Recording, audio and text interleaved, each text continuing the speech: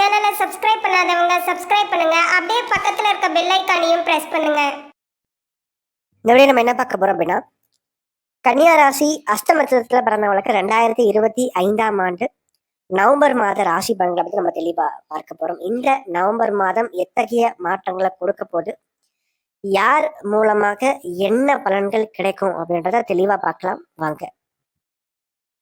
கன்னியா ராசி காலபுருஷனுக்கு 6வது ராசியா வருதுங்க. நட்சத்திரங்களை பொறுத்த வரைக்கும் அஷ்ட நட்சத்திரம் கன்னியா ராசியுடைய 2வது நட்சத்திரமா வரும். அவருடைய அதிபதி யாருன்னு பார்த்தீங்கன்னா சந்திரன். கன்னியினுடைய அதிபதி யாருன்னு பார்த்தீங்கன்னா புதன். ஸோ இவரை பொறுத்த வரைக்கும் இந்த காலகட்டத்தில், அதாவது புதனுடைய நிலை அப்படின்னு பார்க்கும்போது ராசிக்கு 3ஆம் இடத்துல இருக்கு இந்த மாதத்துடைய முதல் பகுதியில. 2வது பகுதியில் வக்ரம் பெற்று ராசிக்கு 2ஆம் இடத்துக்கு வருவாருங்க.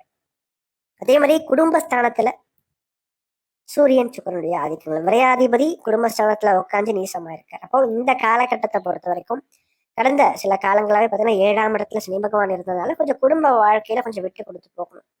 கருத்து வேறுபாடுகள் அவ்வப்போது வந்து விளக்கும். அதாவது குடும்ப உறவுகளால், குடும்பம் சார்ந்த அமைப்புகளால் உங்களுக்கு செலவுகள் விரயங்கள் கண்டிப்பாக உண்டு.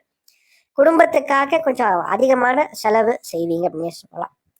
அது மட்டும் இல்லாம லாபஸ்தானம் வலுத்திருக்கு. 7ஆம் அதிபதி 11ஆம் இடத்துல உச்சம் பெற்ற அமைப்புல இருக்காரு குரு பகவான். அப்ப மனைவியால் கணவனால் உங்களுக்கு வருமானம் கண்டிப்பாக கிடைக்கும். பொருளாதார ரீதியாக உதவிகள் கண்டிப்பாக கிடைக்கும். தேவைகள் கண்டிப்பாக பூர்த்தியாகும் அப்படின்னு சொல்லலாம். 2வது கூட்டு தொழில் சம்பந்தப்பட்ட விஷயத்தை பொறுத்த வரைக்கும் ஏதாச்சும் ஒரு பார்ட்னர்ஷிப் மாதிரி வச்சு ஒரு பிசினஸ் பண்ணிட்டு இருக்கீங்க, 4-5 பேரோட சேர்ந்து பிசினஸ் பண்ணிட்டு இருக்கீங்கன்னா, 7ஆம் இடத்துல சனி பகவான் இருந்தார், இதனால் வரைக்கும் தனித்திருந்தார். சரிங்களா? குரு பார்வை இல்லாம இருக்கிறதுனால கொஞ்சம் பிரச்சனைகள், வியாபாரம் டல்லா போறது, மந்தமா போறது, இது போன்ற அமைப்புல கொடுத்துருப்பாருங்க. ஆனா இப்ப குருவுக்கு, அதாவது குரு பகவான் சனியை பாக்குறதுனால வியாபாரம் ஓரளவுக்கு நன்றாக இருக்கும். சூடு பிடிக்க ஆரம்பிக்கும், வருமானம் அதிகரிக்க ஆரம்பிக்கும், கூட்டு தொழில லாபங்கள் சற்று அதிகமாக கிடைக்கும். நண்பர்களால் ஆதாயங்கள் கண்டிப்பாக உண்டு. அதே போல 2ஆம் இடம் வலுக்கிறதுனால, அதாவது சூரியனும் சுக்கிரனும் சேர்ந்து இருக்கிறதுனால கொஞ்சம் பேச்சிலையும் கொஞ்சம் கவனம் நீங்க எடுத்துக்கணும். கணவன் மனைவியிலேயே அவ்வப்போது சின்ன சின்ன கருத்து வேறுபாடுகள் வந்து விலகும். 2வது ராசிக்கு 3ஆம் இடத்துல செவ்வாய் வலுத்து குரு பார்வையில இருக்காரு. எப்பவுமே கன்னியா லக்னத்தை பொறுத்த வரைக்கும் 8ஆம் இடத்துல செவ்வாய் இருக்கிறதுனால 3ஆம் இடத்துல இருக்கிறது சிறப்புங்க. சரிங்களா? இப்போ 3ஆம் இடத்துல வலுக்கும் போது தைரியத்தையும் துணிச்சலையும் மிகைப்படுத்தி கொடுப்பார். யாரா இருந்தாலும் பார்த்துக்கலாம், என்ன விஷயமா இருந்தாலும் நல்லா சமாளிக்க முடியும், என்ன பிரச்சனையா இருந்தாலும் நான் சமாளிச்சு முன்னுக்கு வருவேன்ற ஒரு தன்னம்பிக்கை செவ்வாய் கொடுப்பார். அதே மாதிரி வழக்குகள், ஏன்னா செவ்வாய் சிகப்பு நிறத்தை குறிக்கின்ற கிரகம். அப்போ சிகப்பு நிற கட்டிடங்கள் சார்ந்த விஷயங்கள், வம்பு வழக்கு, கோர்ட்டு கேஸ், இது சார்ந்த விஷயங்கள்ல வெற்றியை கொடுப்பார் நிச்சயமா.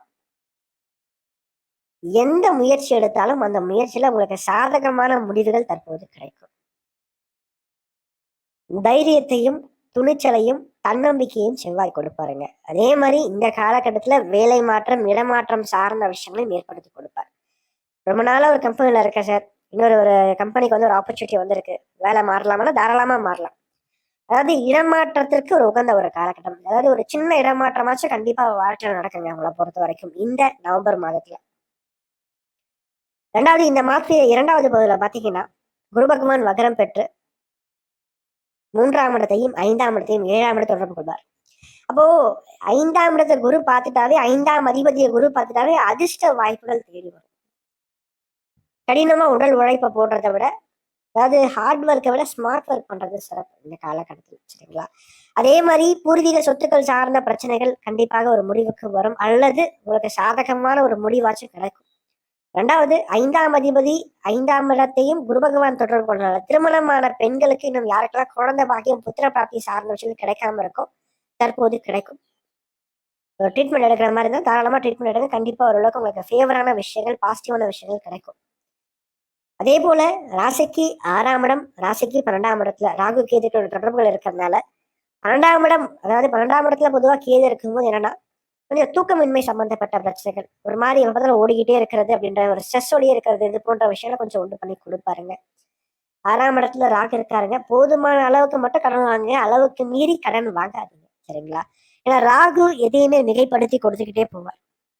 ஸோ முடிஞ்ச வரைக்கும் அதை கொஞ்சம் நீங்க ஃபோக்கஸ் பண்ணி பார்த்துக்கிறது சிறப்பா இருக்கும். அதே மாதிரி இந்த மாதம் குறிப்பா 2 நபர்களோட ஆதாயங்கள் காத்துட்டு இருக்கு. அது யார் யாருன்னு சொல்லிட்டு பார்க்கும்போது, ஃபர்ஸ்ட் பாத்தீங்கன்னா சொன்ன மாதிரி வாழ்க்கை துணையார், கணவன் அல்லது மனைவியால் உங்களுக்கு நல்லதொரு ஆதாயங்கள் உதவிகள் கண்டிப்பாக கிடைக்கும். பொருளாதார ரீதியாக ஒரு சில உதவிகள் கண்டிப்பாக கிடைக்கும். அல்லது நண்பர்களால் ஒரு சில ஆதாயங்கள் கண்டிப்பாக கிடைக்கும். ரெண்டாவது செவ்வாய் சகோதர காரகன் அப்படின்னு சொல்லப்படுற செவ்வாய் வந்து 3ஆம் இடத்துல வலுத்து குரு பார்வையில் இருக்க, தனித்து இருக்கிறத விட குருவினுடைய பார்வையில இருக்கிறது சிறப்பு. தனித்த செவ்வாய் 3ல வலுப்பெறும் போது என்னன்னா ஒரு மாதிரி என்ன சொல்றதுங்க, ஓவர் கான்பிடென்ட்டை கொடுப்பார். அதாவது அசட்டு துணிச்சல்ல ஒரு மாதிரி என்ன சொல்றதுங்க, நீங்களா இறங்கி பிரச்சனையில மாட்டிப்பீங்க. ஆனா குரு பார்த்த செவ்வாய் கண்ட்ரோலா இருக்க வைப்பார்.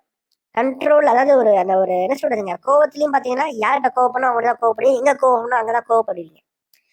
அதாவது தப்புக்கு துணை போக மாட்டீங்க. உண்மையா நேர்மையா இருப்பீங்க இந்த காலகட்டத்தை பொறுத்த வரைக்கும். அதே மாதிரி 3ஆம் இடத்துல செவ்வாய் வளர்க்காத சகோதர சகோதரிகள் வழியில, ரத்த பந்தம் சார்ந்த உறவுகள் வழியில நல்லதொரு ஆதாயங்கள் கண்டிப்பாக உங்களுடைய வாழ்க்கையில கிடைக்கும் அப்படின்னே சொல்லலாம். ஸோ இந்த மாதம் ஓரளவுக்கு பாசிட்டிவான ஒரு காலகட்டமா தான் இருக்குங்க. கொஞ்சம் குடும்ப வாழ்க்கையில மட்டும் கொஞ்சம் விட்டு கொடுத்து போகணும். குடும்பம் சார்ந்த உறவுகளால், குடும்பம் சார்ந்த நபர்களால் கொஞ்சம் செலவுகள் கண்டிப்பாக உண்டு அப்படின்னு சொல்லலாம். மேலும் தகவலுக்கு எங்கள் சேனலை மறக்காமல் சப்ஸ்கிரைப் பண்ணுங்கள். நன்றி.